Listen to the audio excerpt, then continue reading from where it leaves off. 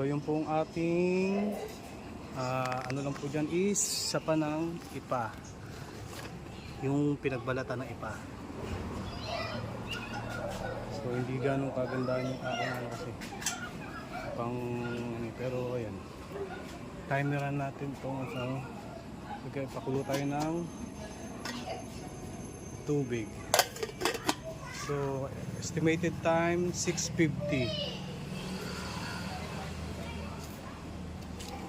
Ayan.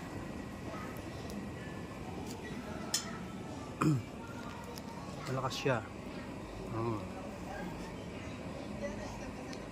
So yan, shoutout nga pala kay Sir Deborah ng Pangasinan. Sa kanya po kasi nakuha itong idea na to. Shoutout sa Sir, medyo hindi pa ganun lapat yung ating bilog, yung ating pang eto.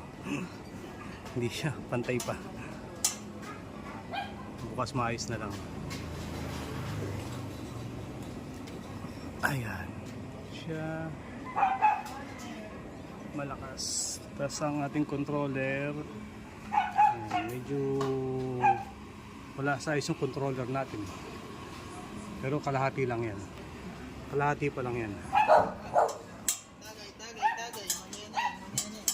Ayaw maayos ng ating ipa. Rice hull gasifier stove. Blue na po siya.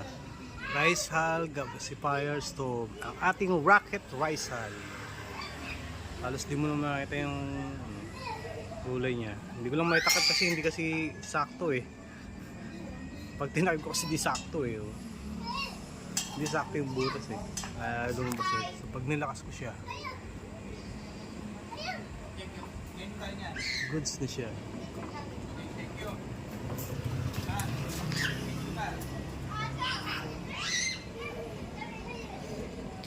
So, sa controller, pwede mo siyang hinaan, pwede mo siyang lakasan.